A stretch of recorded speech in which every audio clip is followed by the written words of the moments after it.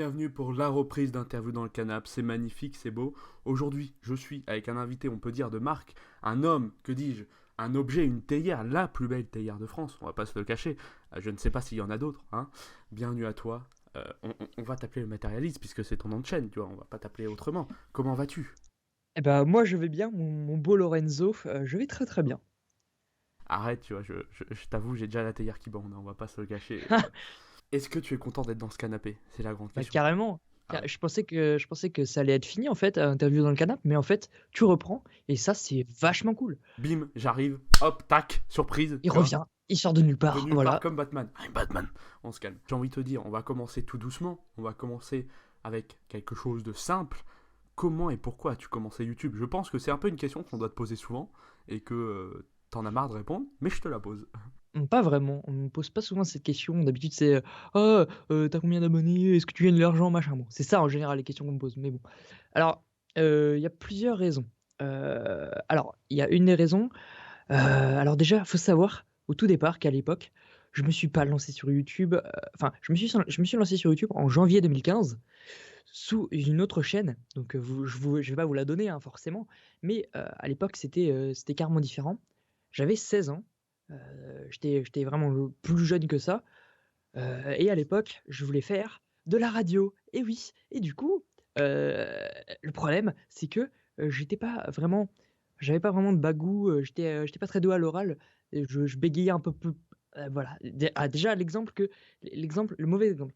Non mais je bégayais beaucoup plus, il y avait des moments où j'étais pas bien à l'oral et tout et du coup, bah, ce que je voulais faire, c'était absolument m'entraîner. Du coup, bah, il y avait YouTube qui était là et en plus, j'avais envie je voyais souvent des gens qui se lançaient et cetera et moi je me dis: «Oh bah, ce serait cool un petit peu», sauf que j'avais jamais osé et puis un jour, bah, je sais pas pourquoi, je me suis sorti les doigts du cul et un jour, bah, en fait, j'ai filmé un gameplay d'un jeu. Je vais pas vous dire lequel encore une fois. Donc j'ai filmé un gameplay d'un jeu et heu et voilà et du coup, au début, c'était n'importe quoi. C'était n'importe quoi, c'était: «Oh salut tout le monde», machin. Bon, bah, On se retrouve sur comme Minecraft, on va construire une voilà, maison. c'était exactement le cliché du genre minecraftien. Heu, mais voilà, donc au départ, c'était pour m'entraîner à l'oral. C'était la principale raison. Voilà, du coup, bah, je faisais un petit peu n'importe quoi, ce que je voulais sur ma chaîne. Donc une des autres raisons, c'était aussi parce que je voulais absolument toucher ce média. Parce que si tu veux faire si tu veux entrer dans le monde des médias, du journalisme et cetera, ce que je voulais faire à l'époque, bah, il fallait que je touche un petit peu à tout. Et du coup, bah, j'ai voulu un petit peu me lancer sur YouTube, bah, pour essayer de toucher, m'entraîner, faire des choses, créer tout simplement. Donc parce que aussi je voulais, développer mon imagination, c'était important. Je voulais aussi, bah, j'avais pas on va dire que souvent j'avais des moments où j'avais besoin de souffler et à part dans les jeux vidéo, j'avais pas d'autres moyens de me faire une petite bulle. Du coup, bah, j'ai créé ça. Enfin, j'ai créé une chaîne il y a longtemps et bah, faut pas s'enfermer là-dedans, mais hem, je me suis, je me suis fait, un petit cocon où je me sentais bien, à l'aise et cetera, où je faisais ce que je voulais, j'étais libre et ça, c'était trop bien et du coup, bah, c'était aussi une des raisons pour lesquelles je voulais me lancer sur YouTube. Voilà, mais je pensais vraiment pas, au départ faire, une émission sur les objets. Voilà, c'est assez n'importe quoi. À l'époque, je faisais vraiment, ouh, je me dis: «Bon, ce soir, je vais faire ça, hop, je fais ça». C'était vraiment, le YOLO total et c'était bien cool. Donc voilà. En parlant d'imagination, parce que tu étais en train de dire que tu voulais, tu sais, créer, etc. Pourquoi, et je pense que c'est une question simple, mais que moi je me pose énormément, pourquoi une putain de théière en logo? Alors déjà, pour ceux qui me connaissent pas, je vais dire un petit peu ce que je fais sur ma chaîne, avant de parler de la théière. Donc moi je fais des émissions dans lesquelles je parle d'objets. Donc par exemple, j'ai fait, l'overboard, la clé et cetera et le préservatif par exemple. Du coup, bah, je vais expliquer enfin dans cette vidéo, j'explique, tout comment marche l'objet, heu, comment fonctionne l'objet, toutes ses caractéristiques et cetera. C'est pas, de façon chiante, comme une liste de courses, enfin, c'est pas comme ça, j'essaie de l'amener de façon fun et vraiment, qu'il soit, qu'il soit dévorable, que tu tu croquer la vidéo, c'est un peu ça et ensuite j'essaie de, bah, de, mmh d'expliquer l'histoire de l'objet à travers le temps, qu'est-ce que c'est maintenant, des petites anecdotes, etc. En gros, j'essaie de toucher un petit peu à toutes les facettes de l'objet. Et aussi, je fais une autre émission qui s'appelle Vide-grenier sur des vieux objets qu'on peut trouver justement en vide-grenier, ou pas d'ailleurs, ça dépend un petit peu de la date, mais en général, c'est des objets vieux que j'essaie de remettre en avant. C'est des objets un petit peu oubliés et j'essaie de les remettre en avant, de les repousser sur le devant de la scène pour un petit peu les faire découvrir et ou redécouvrir, etc. Donc voilà, moi, en gros, je parle d'objets sur ma chaîne. Et du coup, mon logo, c'est une théière. Pourquoi une théière, me direz-vous? Et bien pour cela, il faut demander à Occam Razor. Parce que c'est Occam Razor qui m'a fait mon design de chaîne. Et en fait, au moment où j'ai voulu créer ma chaîne, déjà, il faut savoir que je viens d'une autre chaîne qui s'appelle Statistique. Et au moment de créer le matérialiste, j'étais un petit peu perdu. Enfin, il y avait des, des à ce moment-là, j'étais un petit peu perdu dans ma vie. J'étais un petit peu chamboulé. Et du coup, je savais pas trop comment relancer une chaîne, etc. Et du coup, il y a Occam Razor qui est venu, qui m'a dit: «Ah moi vas-y, viens, je vais t'aider». Et du coup, ce qu'il a fait, c'est que il m'a aidé à trouver le concept de chaîne. Donc je lui avais dit: «Ah, j'aimerais bien faire, parler d'histoire, etc., de trucs intéressants. Oh, les objets, ça peut être intéressant parce qu'il y a une chaîne qui s'appelle Epic Teaching of the History, que je vous recommande, par exemple, qui parle d'objets. Donc il a fait la fourchette, etc. Il a fait l'aspirateur, machin. Et du coup, moi, je trouvais ça vachement intéressant. Et je me suis dit: oh, j'aimerais bien faire ça. Et mais j'avais pas plus d'idées que ça. Et Occam, il est venu, il m'a fait: bon, alors je vais t'aider. Il m'a aidé à trouver le nom de chaîne. Il m'a aidé à faire la bannière. Il m'a aidé à faire mon intro, mon outro, mes transitions. Il a vachement géré. Il m'a sorti. En fait, sans lui, je serais une grosse merde à l'instant là. Je n'aurais pas de choses construites. Ce serait beaucoup plus n'importe quoi, on va dire. Et du coup, il m'a vachement aidé à construire un univers à moi. Et pour le logo, faut lui demander en fait, parce que c'est lui qui a voulu chercher un Donc la objet. théière vient de lui et non de toi. Là, la théière vient de lui. Moi, je lui avais demandé un logo et il m'a sorti ça. Et j'ai trouvé ça vachement cool. Je me suis dit: oh la vache, c'est trop cool. Parce qu'en fait, une théière, déjà, c'est un objet que tout le monde connaît. C'est un objet culte, entre guillemets. C'est, voilà. Quand tu vois une théière, tu reconnais que c'est une théière. Par exemple, si, imaginez un petit peu, si mon logo c'était une chaussure, ce serait bizarre quand même. On pourrait se dire: ah ouais, il parle de quoi? De marche à pied, de course, de marque de chaussures? Bah, pas vraiment. Alors que si tu mets une théière, tu vois, ça peut regrouper plein de choses. Ça peut regrouper, déjà, tu sais que c'est un objet. Ça montre le côté posé, etc., de la chaîne, parce qu'une théière, enfin, quand tu bois le thé, etc., t'es posé, t'es calme.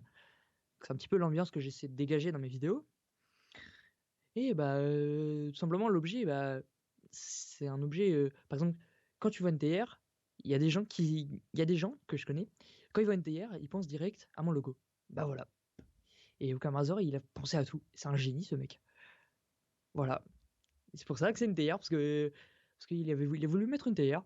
Et moi, je trouve ça trop cool. Est-ce que t'aurais mis une théière, toi, genre, s'il n'y avait pas eu Occam? Ah, est-ce que j'ai remis une théière? Ah non, absolument pas. Mais je sais absolument pas comment j'aurais. Je sais absolument pas quelle icône j'aurais fait en fait. Le concept, enfin, non, pas le concept, mais le visuel n'aurait pas ressemblé à ça en fait. Ça aurait été complètement opposé. Ça aurait été ma touche personnelle, etc. Mais d'un côté, c'est sa touche personnelle que je voulais. Du coup, voilà, je sais pas du tout. Je peux pas te dire quel aurait été mon logo s'il avait pas été là. Mais ça aurait pas été aussi beau, quoi. Clairement, Ça aurait il y été a un des gens M avec du feu, non, non, pas du tout. Non, je sais pas. un petit cube Minecraft derrière, tu vois. Pour enchaîner par rapport à tes vidéos et surtout la dernière où, si je me trompe pas, tu as fait une collaboration avec Superflame. Ah, la dernière, c'est la dernière au moment où on enregistre ça. Oui, Euh, oui, la dernière au moment où on enregistre ça en tout cas. quand Tu quand as vous, fait vous donc entendrez ça, une- il y aura déjà d'autres vidéos sorties, Oui, voilà. une collaboration, tu as fait une collaboration avec Superflame, on est d'accord? Ouais. Et je voulais te demander, est-ce que tu prévois ou est-ce que tu aurais envie d'autres collaborations? Bah oui. D'ailleurs, il y Et en si a t'en as, plusieurs. vas-y, hein, dis-nous, hein, si c'est des petits teasers. Alors, il y en a plusieurs qui sont en cours, mais il y en a une qui est sûre, que je peux t'assurer. euh, pour le 1er avril, je vais faire une vidéo. Personne s'y attendra. Enfin, si, sauf ceux qui font la collab, mais voilà. Ça va être, bah, je vais pas dire ce que c'est, mais il va y avoir 2 personnes qui vont venir. Il va y avoir Kiksama et il va y avoir Kama des trucs. Et voilà, et on va faire une vidéo pour le 1er avril tous les 3. Et ça va être génial. J'attends avec impatience les productions des autres personnes, de ces 2 personnes, et ensuite je vais faire cette vidéo et je suis vachement impatient. Voilà. Donc ça, c'est une des collabs que je peux vraiment te dire. Après les autres, il y en a qui sont pas certaines, mais où on a envie un petit En peu tout de cas, t'as découvrir. vraiment envie, t'as vraiment cette intention de faire plus de collaborations, en fait. Bah, c'est beaucoup plus divertissant, je trouve, Hmm. quand tu fais un projet à 2, c'est vachement cool. En plus, enfin, ok, c'est cool de faire ta vidéo dans ton coin, tu la sors, etc. Mais quand tu la fais à 2, déjà, tu peux créer des liens avec cette personne. Tu peux, enfin, moi personnellement, vu que j'ai du mal au niveau relations sociales, ça m'aide à aller vers les autres, etc. Y a que des points positifs à faire des collabs. Non, après, le problème des collabs, c'est si la personne ne fait pas son taf. Ça, c'est chiant. Je vous le dis, c'est chiant. Mais, enfin, les personnes avec qui j'ai envie de faire des choses, je sais qu'elles sont réglo. Donc, ouais. Et j'aimerais bien faire plein de collabs tout le temps. J'ai envie d'en faire tout le temps. Mais après, faut pas que j'en fasse trop. Et t'as envie de refaire Voilà. une collab avec Superflame? Euh, Ah, c'était en stylé, il fait, faut pas se le en cacher. fait, j'ai pas, je me suis pas dit, oh, je vais faire venir Superflame pour faire venir Superflame. C'est au Non, je veux départ, dire par rapport à ce qu'il rapporte, tu vois, le côté, la narration, etc., avec ses différentes voix. bah alors, en fait, Superflame, il est venu sur ma chaîne pour une vidéo sur la Master Sword. J'ai parlé de la Master Sword et du coup, au départ, j'ai fait une petite histoire entre guillemets où j'ai dit il y a bien longtemps, machin, machin. Du coup, il fallait absolument une voix off crédible. Et tout de suite, j'ai pensé à Superflame parce qu'il fait des trucs de dingue. Et c'est la voix que je voulais, quoi. C'est ce mec est génial. Et du coup, j'ai demandé à Superflame pour ça. Mais c'est pas j'ai demandé à Superflame pour demander à Superflame. C'est j'ai demandé à Superflame de faire quelque chose parce que j'avais besoin de lui. Voilà. C'est clair, on va dire, hein. Mm. Euh, Par rapport, on va changer de domaine un peu, entre guillemets. Là, on a parlé, tu vois, du logo, de comment t'as commencé, etc. Mais maintenant que ça fait déjà un petit temps que t'es sur YouTube, t'as connu des déboires, t'as connu des succès, etc. Qu'est-ce que tu pourrais dire à quelqu'un qui veut se lancer sur YouTube en 2017? Déjà, j'ai oublié de remercier Superflame, du coup, si jamais il passe par là. Quelqu'un qui pourrait se lancer sur YouTube en 2017. C'est le début Euh, d'année, il y aura sûrement alors, des nouveaux YouTubeurs qui vont émerger. alors, ça dépend. Ça dépend pourquoi tu veux te lancer. Ça dépend pourquoi. Parce que si tu veux te lancer en mode je veux faire comme Squeezie, je veux percer absolument, machin, le nombre d'abonnés c'est hyper important, accroche-toi bien mon con parce que t'es arrivé un petit peu tard, 2017. Enfin, je veux dire, ça fait, euh, ça fait déjà, on va dire, 6 ans que YouTube, c'est une expansion énorme. Et il faut arriver. Enfin, après, il y a toujours des gens qui viennent cette année, etc. Par exemple, il y a un gars qui s'appelle Micode. Là, ça fait un mois qu'il fait des vidéos. Ouais, 100 Il est 000 déjà, abonnés, j'ai vu ça, il est sorti ouais, de nulle il est part déjà, il celui-là. est déjà à 100 000 abonnés. Bon, voilà. Il y a des exceptions. Mais en général, dans la plupart des cas, si tu viens juste pour avoir des abonnés, faut que tu arrives avec un bon truc. Faut que tu aies ta patte personnelle. Faut que tu aies un concept. Faut que tu sois toi dans tes vidéos. Ou alors, ou alors, bah, voilà. Ou alors, si tu viens sur YouTube pour juste, comme moi, par exemple, t'entraîner, etc., faire ton petit truc dans ton coin, euh, te divertir, etc., mais mon gars, vas-y, lance-toi. Il n'y a aucun problème. De toute façon, euh, qui t'en empêche? Personne t'en empêche. Tu peux créer une chaîne à tout instant, tu peux faire ce que tu veux. Euh, Moi, c'est la raison pour laquelle je voulais me lancer aussi. C'est bah, il y avait aucune raison de ne pas me lancer. Je me suis dit, oh, je veux faire ça, bah voilà, je l'ai fait. C'est l'instinct. Si ton instinct te dit, bah fais ça, t'empêche pas de le faire. Suis ton instinct et fais ta vidéo. Voilà, quitte à ce que ce soit nul, tu t'en fous si tu t'es amusé à la faire, si tu as pris du plaisir à la faire, et euh, si t'as si t'as un minimum, quand je dis un minimum, c'est au moins, je dirais 10 personnes qui voient ta vidéo et qui sont en interaction avec toi et tout, mais pourquoi tu te lancerais pas? Enfin, vas-y, t'as rien à perdre, t'as tout à y gagner, t'as tout à y gagner, vraiment.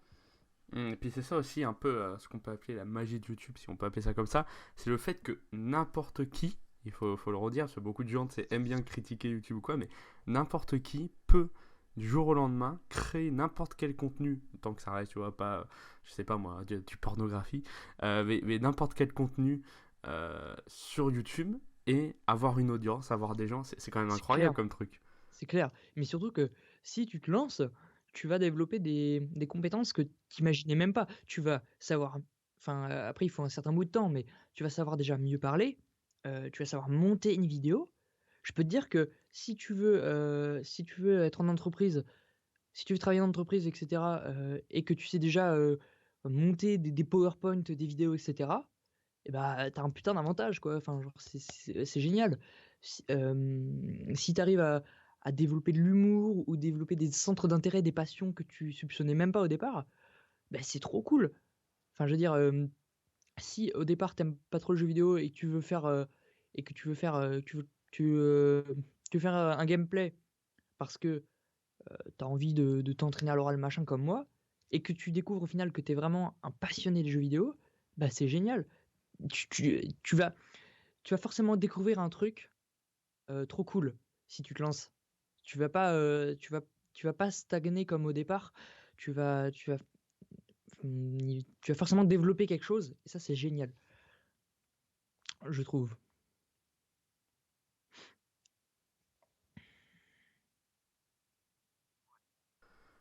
Mais du coup, toi, personnellement, par rapport à cette question des futurs youtubeurs, pourquoi pas en 2017, etc., qu'est-ce que toi, personnellement, tu aimerais que YouTube change chez son, je sais pas, chez eux, leur algorithme, leur façon de faire? Qu'est-ce que tu aimerais qu'ils changent pour 2017, par exemple?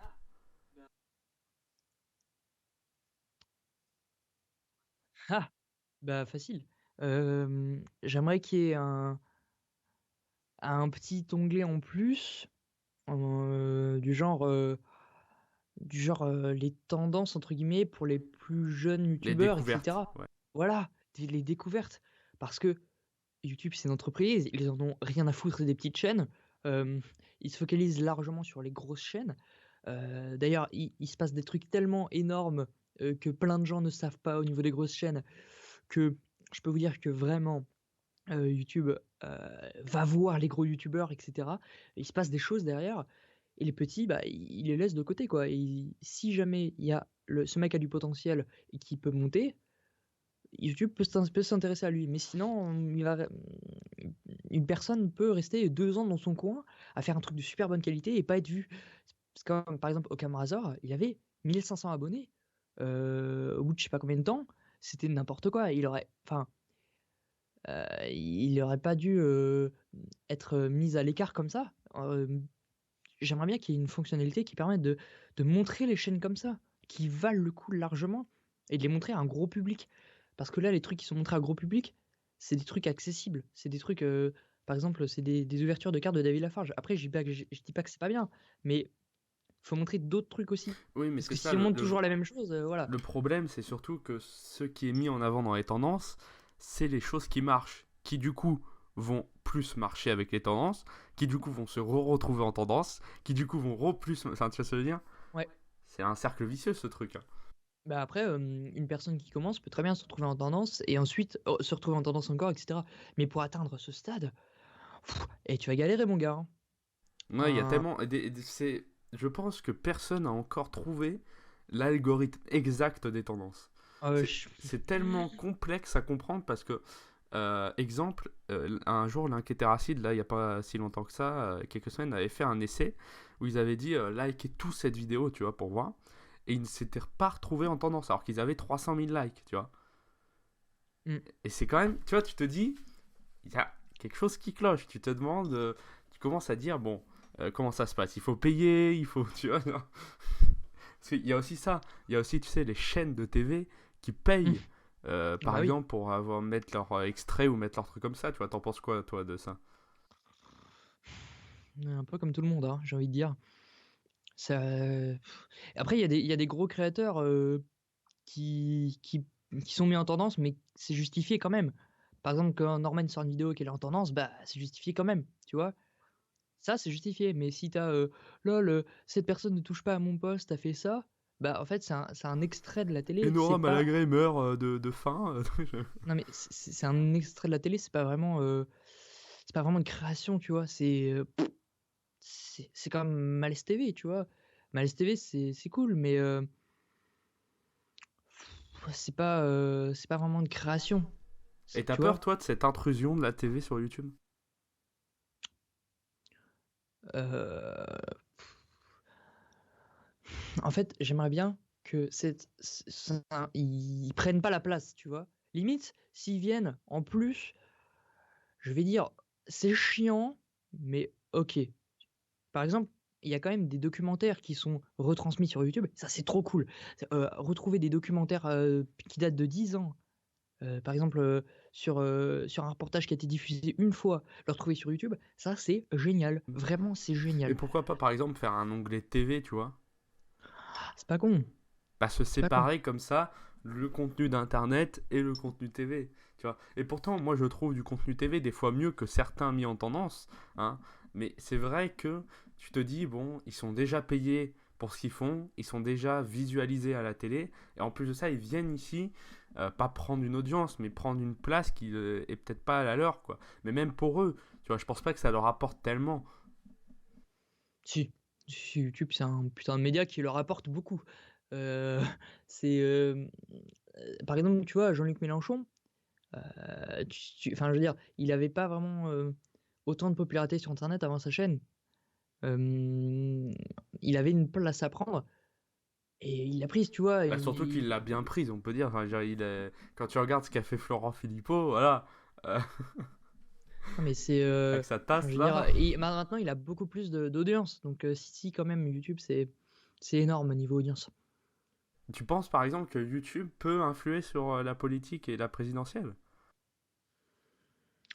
Bah, ça va influencer les gens, mais pas au point de renverser un vote. Parce que, bon, le nombre de votants par rapport au nombre de gens qui vont voter grâce à la chaîne de Mélenchon, tu vois, bon. Après, c'est sûr qu'il va y avoir une influence, c'est clair et net. C'est clair et net, mais ça va pas changer complètement tout, tu vois. Il va pas y avoir un renversement total, là, ni rien. Ça va aider, mais voilà, Pour finir, hein, parce que bon, on dirait pas, mais ça fait quand même déjà 25 minutes qu'on parle, déjà. hein. Ouais. Pour finir, j'aimerais te poser une question simple, mais un peu obvious comme on dit. Est-ce que tu es matérialiste dans la vie? Tu sais qu'il y a des gens qui me l'ont déjà demandé. Je Des, décide. des- Non, mais des fois, quand je commande d'autres chaînes, il y a des gens qui recommandent par-dessus et qui disent ça m'étonne pas venant d'un matérialiste, hein. Mais qui le Lol. disent sérieusement. Il y a des gens qui croient vraiment que je suis comme ça. Lol. Non. Alors, le nom, le matérialiste, c'est évidemment enfin, parce que les objets, voilà, tu vois. C'est. Je trouve. Camaraza, elle a vraiment géré à trouver ce nom, hein.